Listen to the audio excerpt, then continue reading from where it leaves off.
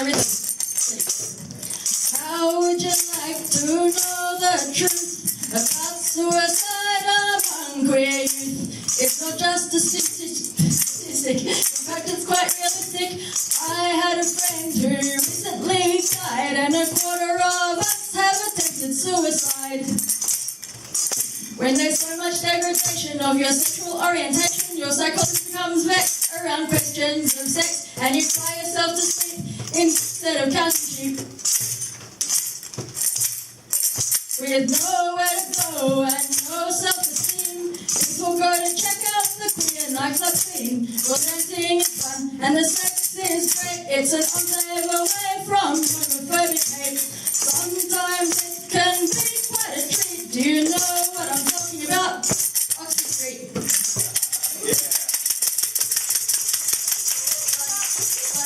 But sometimes it can be nasty and mean. Do you know what I'm saying? This is the scene. The drag queens are funny, but the clubs just want your money. Men pick up drinks and spike their drinks. People's feelings get hurt if they don't wear the right shirt.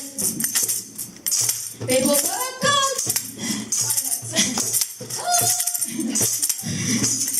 People work all day in the gay cafe. Some don't even get the minimum wage. Do you know what I'm saying? It's an outrage. It's so very hard and it's so very sad to get kicked out of home by your very own dad. 40% of homeless youth are queer, but the goddamn club charge $7 a beer. Some milk a $1 while some live in smaller, and the rich make a killing while the youth are all pilling.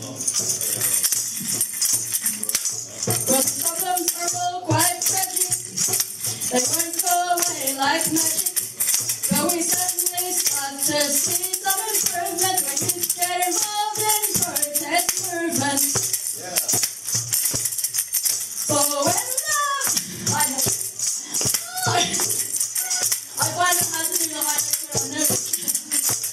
When love walks in school and on time, he comes with me on the picket line. There is a way forward, there is a solution. It's not suicide, it's revolution. And I'm not even jesting. In fact, I'm protesting.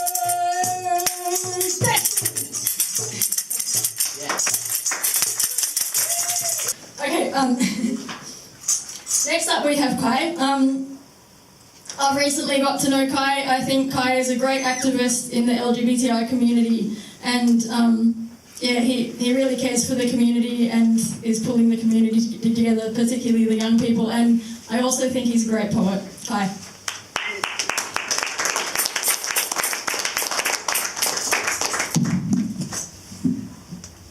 Uh-oh. You're here! Oh, how exciting. So yeah, I'm selling my short stories at the back, and it's pay by donation because I'm just trying to save up money. And I've never performed an event like this one before, so I'm going to do some old stuff and some new stuff. I'm not really a particularly like political poet, but I guess my experiences are vaguely political. So yeah. I guess this is my most political one. It's called Monday Morning. Monday morning we woke and waned, tore ourselves free from the sheets and wailed awake. Monday morning we clawed towards consciousness and sank back to sleep, enveloped in a sadistic kind of sadness. We fractured and flagellated, warmed our heads in kettles and coffee pots. We shivered awake in strange suburbs and caught the hungover bus home, shed our spines and got comfortable in our cages. We peeled the poetry from our skulls and worked the midday meat train through hamburger headaches and nausea. We were born in Balga and died in Balga, baked brownies and got high on life, reciting meme lord limericks for Zuckerberg, escaping pedophiles, at it with white vans. We came in good spirits and drank our good spirits, fucked in beer pong bedrooms while the fuckboys cried faggot. We stumbled starving to kebab stands and inverted our stomach sawdust on the 2 a.m. Joondalup line. We double-bagged and doubled over with coat hangers in hand. We collapsed in the Centrelink line, drinking turpentine, and mumbled insults about filthy cocksuckers and teddy bear fuckers. We were ecstasy-built ectomorphs, morphing in the mirror, poverty plungers, curbing addiction from curbside cardboard, with starving stomachs and thirsty throats. We threw ourselves on the steps of madhouses, begging to be cured of our creative cramps and vaccinating ourselves like whores for hormones. We wrote eulogies in misplaced pronouns, scratched suicide notes into our skin, prayed for hospitals to help, but we were stapled shut and sent away, helpless and heroin-hungry. Monday morning, we woke and waned, sober and self-conscious, and we refused to get up. This one I wrote at a thing with Scott Patrick Mitchell, and he's cool. And it's called The Horseman's Hands Around My Throat. You left the skies bruised, strangled every throat, wilted every leaf. You wrapped cities in silence, drank oceans empty, and choked on your solitude. You left the universe in rubble, wounded every lover, left every soul crumpled and ashen in rusted shades of blonde. You wept galaxies, until your screams went silent, no breath left to save you from your loneliness. That's it.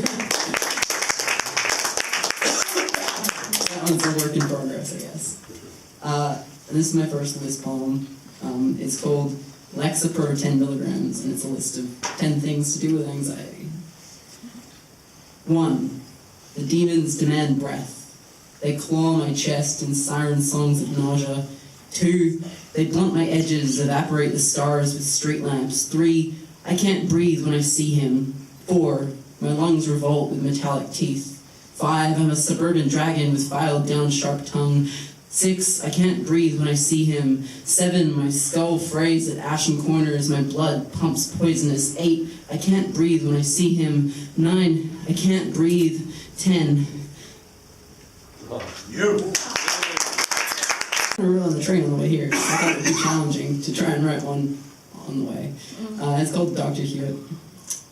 I've had this ache in my stomach for a while, a gnawing, a spinning seasickness, and only ethanol will soothe it. My need to be numb.